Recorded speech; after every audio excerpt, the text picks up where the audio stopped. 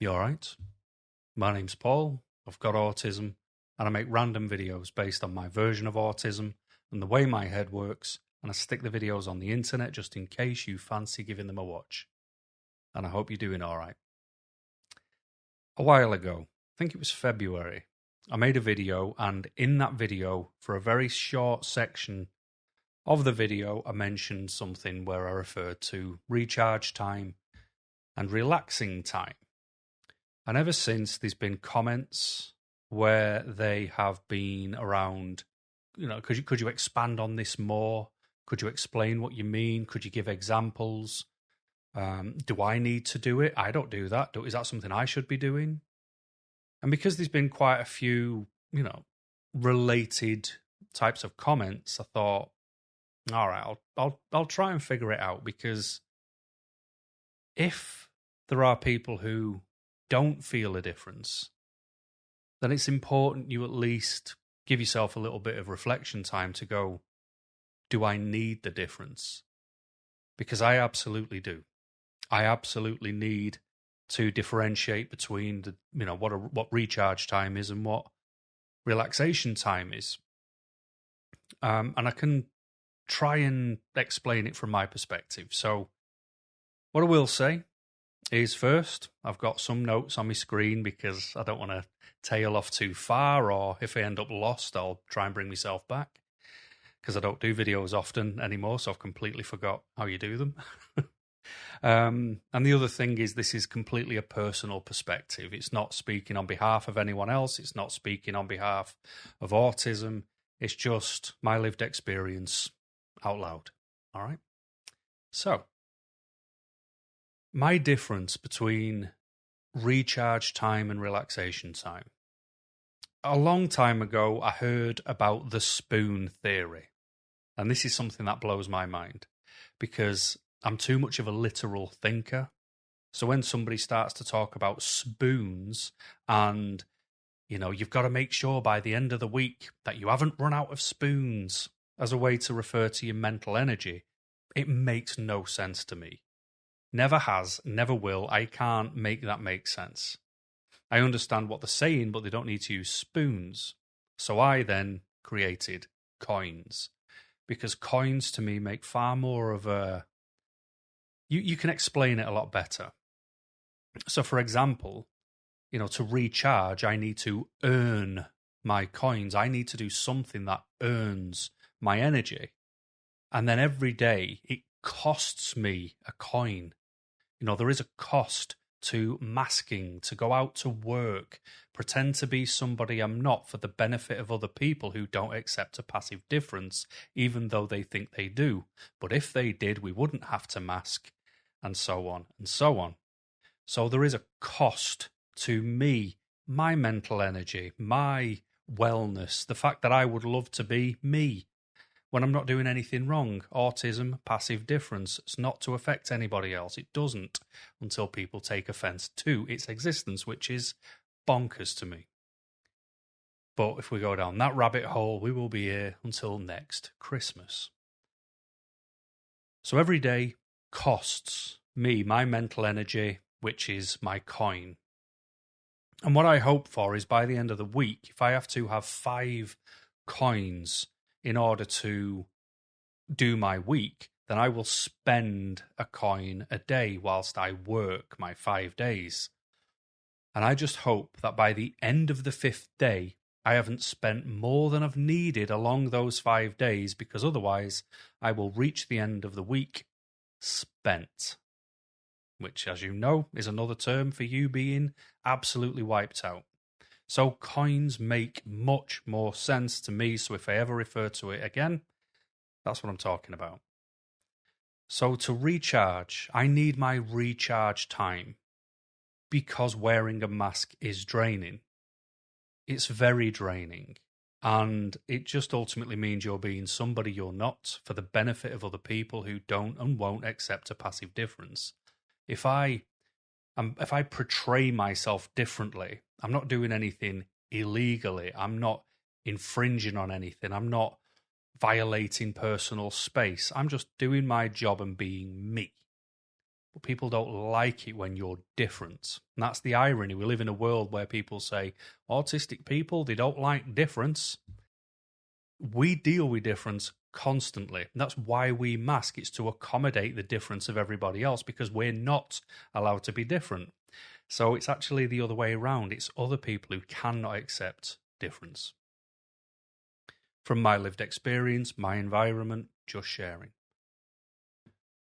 So I do get tired. I do want to be me more. I am getting older. I do find the mask gets heavier and more tiresome. I would much prefer to not do a day job for a living, because I want to be more authentic to me, because every second I mask, it's like my existence is invalid. Like, I'm not allowed to be the real me, even though I'm a good person. I want the best for others. I'm charitable. I help others where I can. I always push hard in work, but yet I'm not allowed to be the real me. Even though all of those attributes are me, it's just the attitude and interaction and communication that people misalign with. And you have to do what everybody else wants to do. Nobody will just accept you're just plodding along differently in your little lane. And it's tiring. So like I say, you get to the end of the week, you are spent, because your 5 coins, or for me, my 5 coins are now gone because I've used them all in that work week. It comes around to the Friday afternoon, I finally clock off, there's nothing left in me, and I can't then do anything else whatsoever. So what I have to do is go, right, well, I need those coins again, because I've got another week, next week, coming up, like we all do, and I need to be ready. I need to be able to deal with everyone. I need to be able to deal with everything, but I have to do it in a way that they want instead of the way I want. So then I have to make sure I've got that sort of faculty built in. But that takes time, and it takes a recharge. So what I do, like this chair I'm sat in is like my wireless charging pad that you would have for a phone.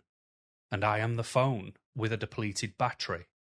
And I park my backside in this chair, I turn this way, and this is where my computer screens are.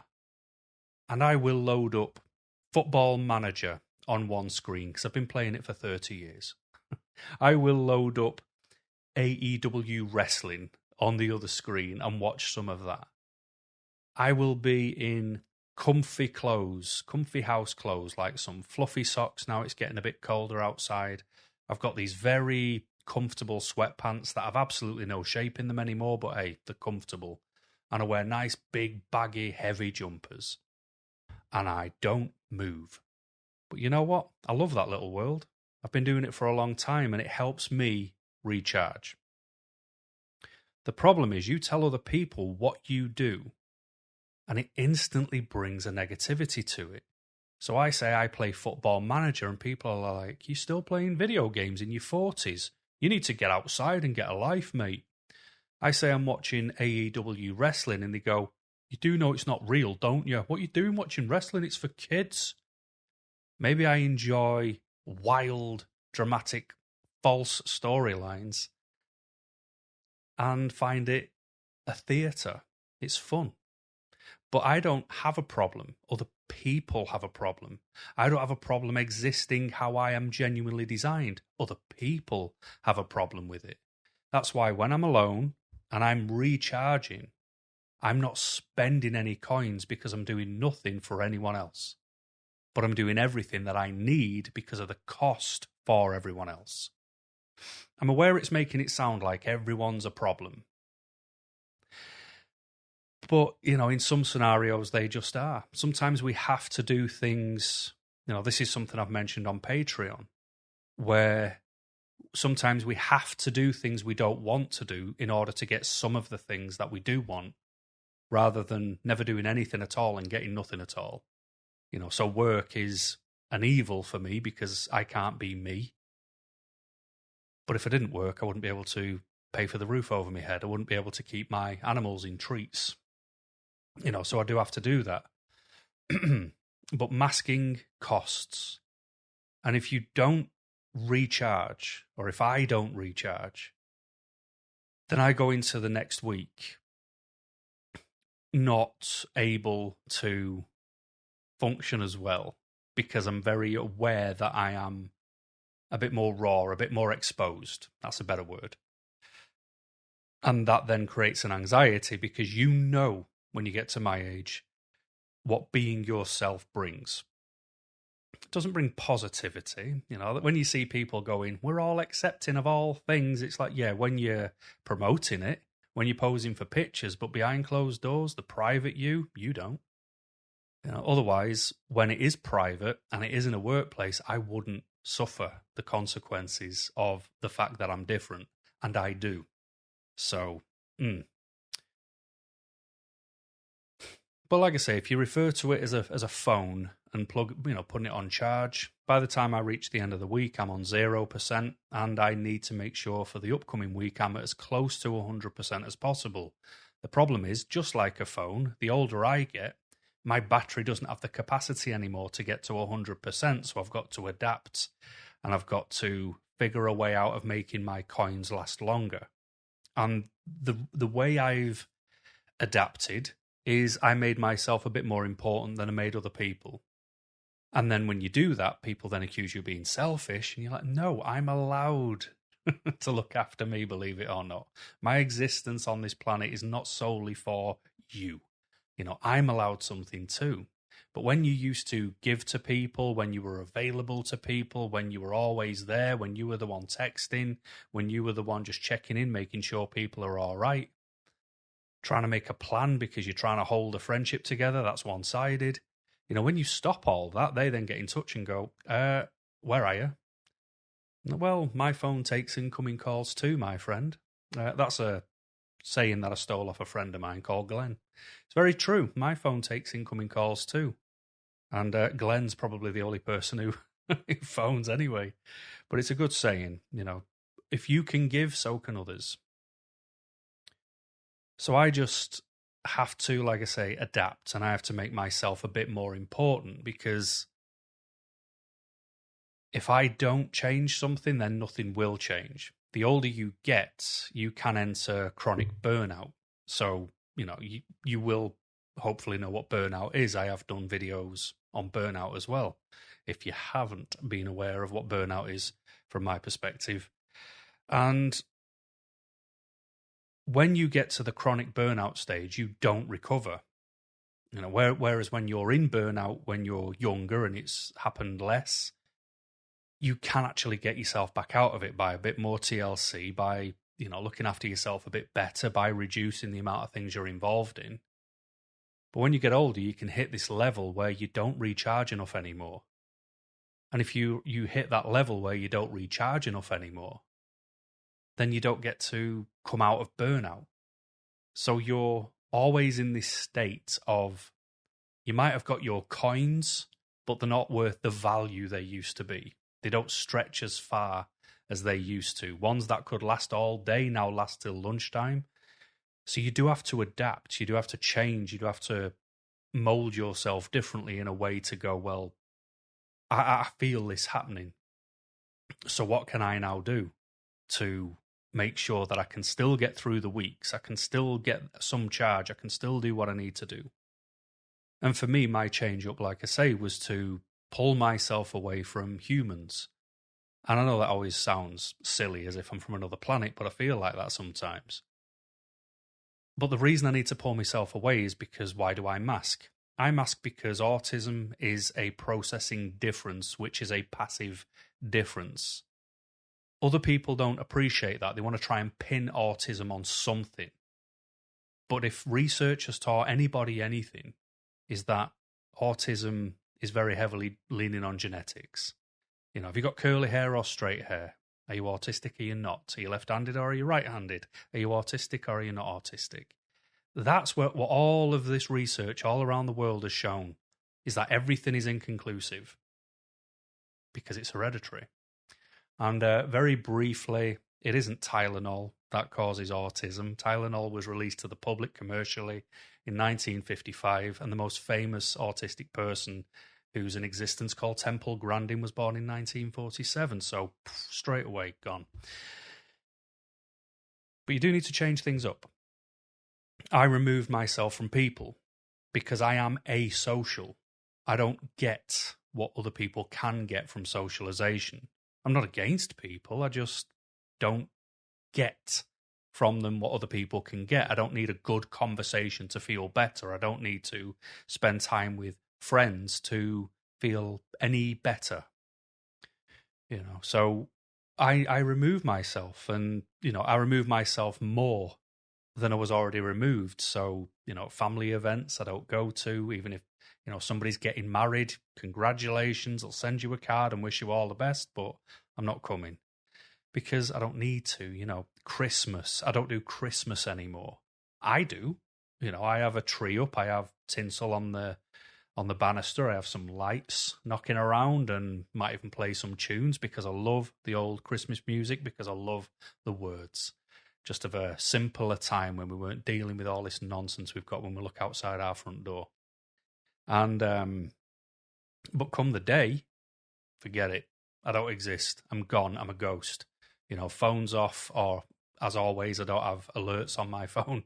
So I'm fine, and I'll sit here with a bunch of snacks. I'll be doing my Football Manager, watching me wrestling, or something else equally as something that doesn't take any brain space whatsoever, but is still active enough to keep my cogs spinning, because I can't stop. I can't relax if by doing nothing. I always have to have something happening, but it has to be things I want, and that's where I find my hum to keep going. But that's what I had to do. I had to change it because I realised my recharge wasn't topping up my battery as much as it used to. So if I'm doing the same things I used to, but I'm coming off worse, then I'd be a fool not to change things up, because what you have as a routine and a structure, what once brought you your freedom now can create your prison. So it's very important that you stay live to yourself as well and adapt accordingly where you can. But it can be misunderstood. People can think that your recharge is actually free time. So it's, what are you up to? Oh, I'm just going to recharge. I'm just going to watch me wrestling. I'm going to play my Football Manager. Oh, right. So you're not up to anything. Why don't you come out for a few beers? Oh, no, I can't, because I'm doing what I've just said. Oh, but that's boring. Come on, come out for a few beers. No. Because to others, that sounds like what they could do if they were relaxing. But it isn't for me. That's what I have to do. It's not my want. These are things that I can do that don't cause me any problem. They keep my brain functioning to a very low level to put it on that hum. So it's not on standby. It's just slowly ticking over. Like a very powerful car just idling. A lot of people can turn their car off. I've got to leave mine idling because it's got to be ready to go again. But I need to do that in order to then start my charge. So it's not that I can choose to do anything to recharge. I have to do things that I know will recharge me, that I've done the trial and error through the years. Silly as it sounds, playing Grand Theft Auto online wouldn't help my recharge, but Football Manager does. So you've got to know what it is that helps you get there. People can assume that you're not doing anything, therefore you must be available, but that doing nothing is something for me to earn my coins back. It's people should really look at it in the term of a phone.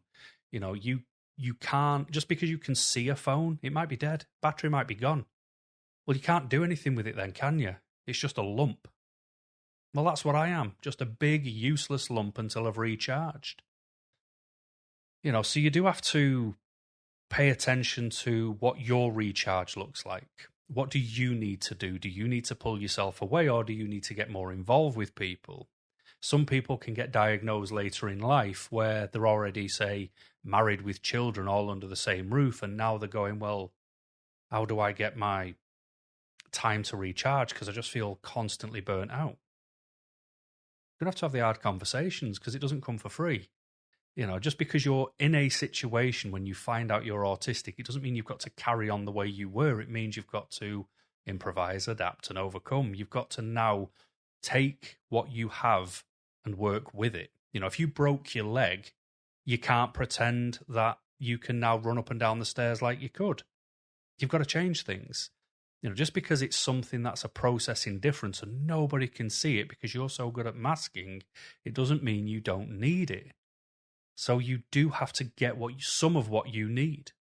And I don't mean you should get absolutely everything. There are some people who reach out to me saying, my husband's lazy, he does absolutely nothing. In the house, I run around after him all day, every day, cleaning up, cooking, ironing, washing. And every time I ask him to get involved, he says, I'm autistic, I can't. Have you got any advice? Like, yeah, tell him to get off his backside. Don't use autism as an excuse. And the excuse never works for me. The best thing to do, just in case you're in that situation, is always give the person two options, because they have to pick one. And what a lot of people do is choose the lesser of two evils, but at least you're getting help with something that you never got help on. But just know that that's laziness and it's not autism, okay? Because imagine if you left. Believe it or not, you hold all the power for people like that, because if you're doing everything, if you left, they're not just going to sit there and waste away. They'll do something. They'll have to improvise and adapt, won't they? So we have to find what it is that makes us need our recharge. I need my house. I need my four walls. I need that because that's my safe space. I need to not be near people because it's people that I have to mask for. And I don't want to mask. I don't want to wear the clothes I have to wear when I go outside. They're restrictive. I don't enjoy them. I like things that have got stretch in them. So I'm not going to wear the clothes that people want me to. I mean, bear in mind, I did choose the wrong top to wear. This room is roasting. I've got thick socks on. This is very thick. And probably my head is a tomato. So don't worry. I'm just absolutely roasting, in case you wonder why I've turned into a beetroot, in case it's on the video. But I need the safety of my four walls to know nobody's coming in, and if somebody knocks, I'll ignore it because I'm not expecting anybody. But that helps massively. And then once I feel safe in my safe space, I've got my safe routines. But remember, it's not laziness or avoidance, it's survival and it's maintenance. That's what you're doing. Because if you don't do it, you've got the consequences. You'll hit burnout more often. You'll be more irritable. You could shut down. You could have meltdowns. So again, imagine not charging a phone. It's not going to last as long, is it? So there are consequences of not getting your recharge. If you don't recharge, you won't do well. As basic and as obvious as that is. If you don't jump as high as you need to, you won't get over the little wall. If you don't drink as much as you want, you won't quench your thirst. You don't eat as much as you need, you won't be satisfied and you won't be full. If you don't tie your shoelaces tight enough, they'll come undone. If you don't look after your recharge properly, you will not function as well as you should. And why should you suffer when you're recharging because something has taken some of your battery? And yes, I'm sure autistic people aren't the only people who need to recharge their battery. But we have to do it because it's a cost to just leave the house. It isn't because we're trying to impress a person. It isn't because we're trying to earn a thing. It's all encompassing. So it's very hard. And it gets, like I say, more and more tiring the older you get, and more difficult. It's not selfish when you remove yourself. It's not selfish to need to do it, because it's as essential as eating or drinking, sleeping. It really is. Someone sat here who pays attention to what he's got to do to survive in the world. I'm telling you, that's the truth for me, So then if I've spent all the video talking about what is, the difference between recharge and relax, well, why have I not talked about relaxing? It's because until you've recharged enough, you can't relax. Simple as that. If you don't recharge enough, if you don't get your top up, then you won't be able to relax. It's only once you've managed to recharge enough can you then think, oh, do you know what? I do fancy going for that beer that someone offered me the other day. I might give them a text and see if they're all right for it now. But what you'll find is sometimes when you get in touch with others, they're busy. Or they'll say, not tonight, mate, I just fancy getting my feet up and kicking back. But it's funny how it's all right for everyone else when they want to do it, but it's not all right for us when we want to do it. But like I say, that's the reason I've not spoke about it. It's because until you have recharged, you've got no free time. You can't relax. You know, recharging is essential for recovery. Free time is discretionary. It's to do what you want. It's to socialize. It's to put yourself in those positions to go to family events that you might not be bothered about, but you'll do it because you know it's not going to cost you too much and it's going to be all right. You know, I'm just not the world's most sociable person. I know that my strongest impact is with work. So I know then, in order to recharge, I need to avoid people and make sure I forget about work, because that's going to give me the best chance to get it done. So I'm sorry if this video didn't make any sense whatsoever, but sometimes it is quite difficult to try and recall or put into play the things that you know exist for you, but you've never verbally said out loud. But if it did make sense, I'm glad, because, you know, it's Monday today. As I film this, it's a Monday evening. I've got a full work week ahead. I've got 2 nights where I've got to stay away from home. And I never like that because I'm away from all my things and my safe space. There's got to be some arrangement of a certain type of work, which has not been organised very well, to say the least. And I've tried to step away from all of that because the organisation of it was very simple to do. I did say at the very beginning, and as always, I was ignored, and now what I said has come to fruition. And what you're never allowed to do when you're autistic is say, I told you so.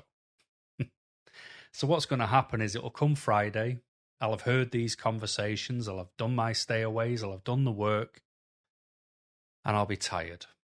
And I'll be spent. My coins will be gone, my friends. My coins will be gone. And then what am I going to do? Comfy socks, comfy sweatpants, comfy top, Football Manager, AEW wrestling, maybe a simple can of soft drink on the desk. Phone either off or, as usual, with no alerts on. And nobody will see from me, hear from me, nothing, until I re-emerge the following Monday to go back to work with, hopefully, all my coins, because I will have recharged enough to earn them. I just wonder what it'd feel like if I ever got to the stage where I earn my coins before the very end of play on Sunday, or I'm still chasing some of that recharge. What would it feel like to have free time? Time to do nothing. Must be weird. That's how people have hobbies. They use their free time to do them. What's that? Anyway, I'll keep going over the same points if I stick around, and I've been here long enough already. But I do hope it made some sense. And if not, no worries, I'll see you next time. But otherwise, thanks for watching and keep smiling.